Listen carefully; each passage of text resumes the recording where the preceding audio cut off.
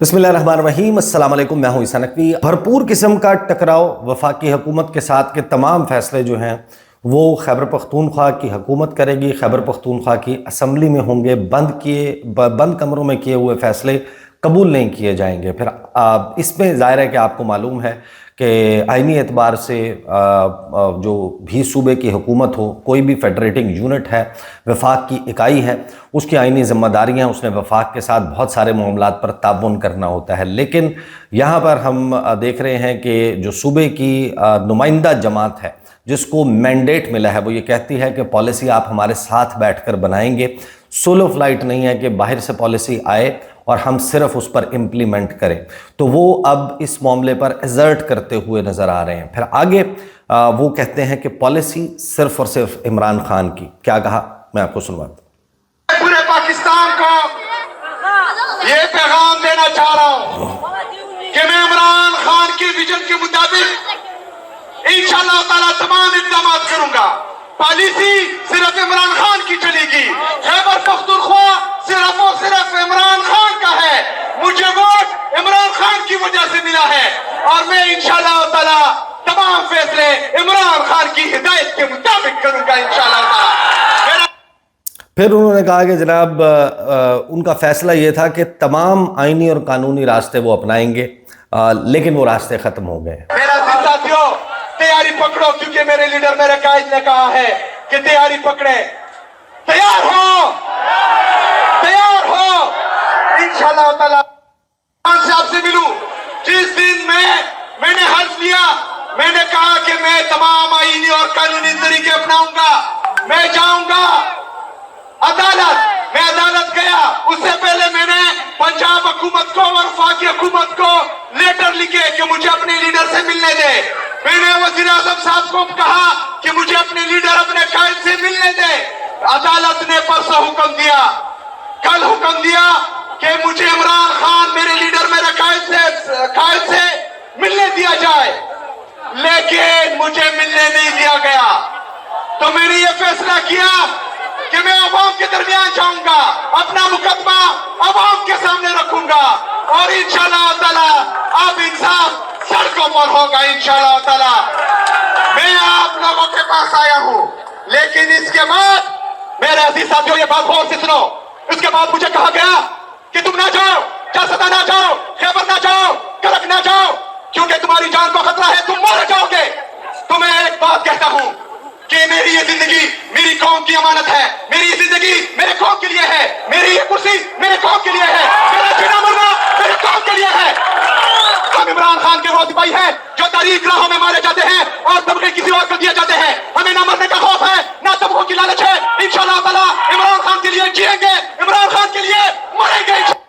अब आखिरी चीज़ मैं आपको सुनवा दूं, जो उन्होंने कहा कि मैं आपको कबूल हूं कि नहीं, ये उन्होंने अवाम से राय ली है। ज़रा सुन लीजिए। चारसदा के गयूर अवाम, जैसा कि आप लोगों को मालूम है कि जिस दिन से मेरा इनाम अनाउंस हुआ, मेरा नाम लिया गया इमरान खान साहब की तरफ से, तो कहा गया कि हमें कबूल नहीं है। कहा गया कि हमें कबूल नहीं है, उनकी मुझे फिक्र नहीं है। मैं आप लोगों के लिए कबूल हूं कि नहीं? कबूल हूं कि नहीं? आए वो लोग जो कह रहे थे कि ये हमें कबूल नहीं है, तो देखें खैबर पख्तूनख्वा की इन आवाम की आंखों में, इन आवाम की आंखों में ये चमक देखें। ये चमक गवाही दे रहा है कि इंशाअल्लाह ताला तब्दीलियां नहीं रही, तब्दीली। अब ये 5 मेन मैसेजेस हैं जो आपको मिलते हैं सुहेल आफरीदी की उस तकरीर में जो उन्होंने चारसदा में की, और ये पहली तकरीर है। इसके बाद कल हम उनकी तकरीर देखेंगे, फिर करक में जो है वो उनकी तकरीर होगी। इन 5 मैसेजेस के बाद एक बात तय है कि वो मोमेंटम बनाना शुरू हो चुके हैं खैबर पख्तूनख्वा में। पाकिस्तान तहरीक इंसाफ को रीयूनाइट जो है वो हुकूमत अपनी हमाकत से ख़ुद कर चुकी है। तहरीक इंसाफ धड़ों में बटी हुई थी। तहरीक इंसाफ की آپسی لڑائیاں جو ہیں وہ ٹاک شوز کا موضوع تھیں.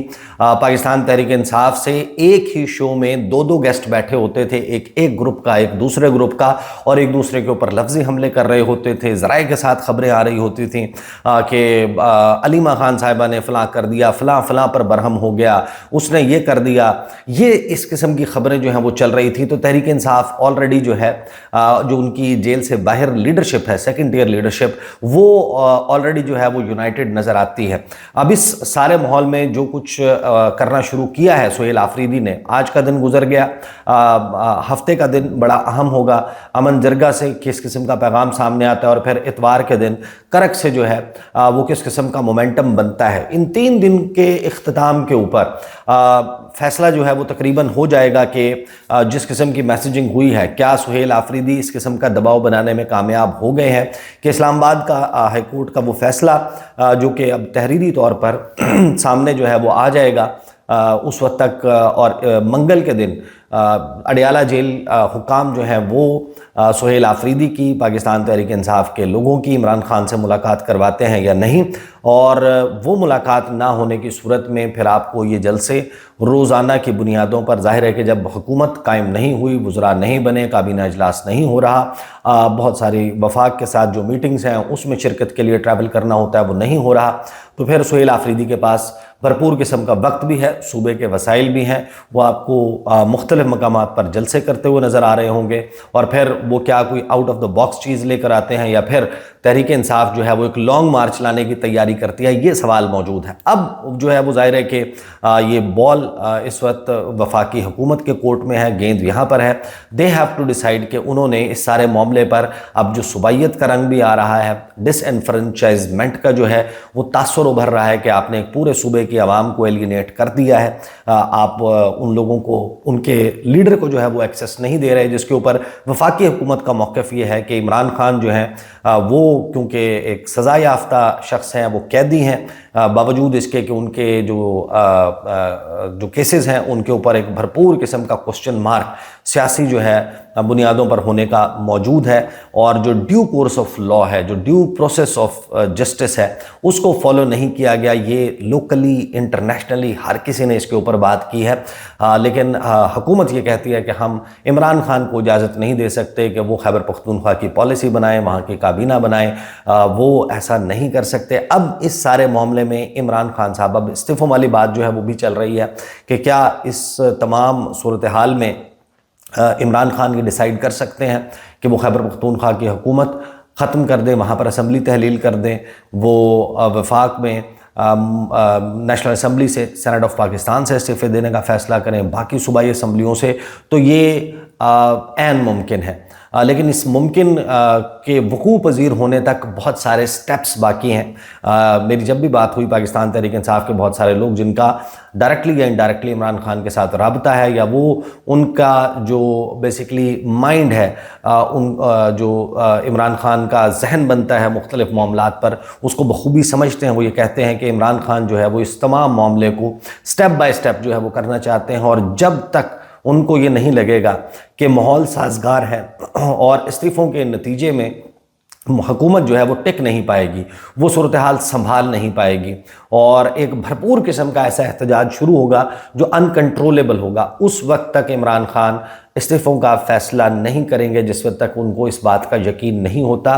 اس وقت تک مختلف سٹیپس جو ہیں وہ ضرور لیے جا سکتے ہیں کہ جیسے جو قائمہ کمیٹیاں ہیں ان سے استعفے دیے گئے, جس طریقے سے سینٹ کی قائمہ کمیٹیوں سے استعفے دیے گئے, وہ یہ ضرور کر سکتے ہیں کہ ایک سٹیپ میں کسی ایک اسمبلی سے جو ہے وہ استعفیٰ دے دیں, نیشنل اسمبلی سے استعفیٰ جو ہے وہ دے دیں. خیبر پختونخوا کی حکومت وہ انتہائی قدم ہے جس کے اوپر وہ فیصلہ بہت سوچ بچار کے ساتھ کریں گے, اور اگر انہوں نے یہ فیصلہ کیا, اس کا مطلب یہ ہے کہ عمران خان صاحب نے یہ ڈیسائیڈ کر لیا ہے کہ آر یا پار, ہم نہیں یا تم نہیں والا معاملہ, سیاسی طور پر بات کر رہا ہوں. وہ سٹیج جو ہے نہ وہ گزشتہ 2.25 سال میں بن سکی ہے اب تک, کہ جہاں پر عمران خان ظاہر ہے کہ جب سے جیل میں ہے اس قسم کی آل آؤٹ اسٹریٹجی پر وہ نہیں گئے, اور 8 فروری کے بعد سے جب سے تحریک انصاف اسمبلیوں میں موجود ہے اس وقت سے ابھی تک بھی عمران خان کو شاید ایک بھی موقع ایسا نہیں کہ جس پر انہیں لگا ہو کہ اب وہ وقت آ گیا کہ وہ انتہائی قدم اٹھائیں.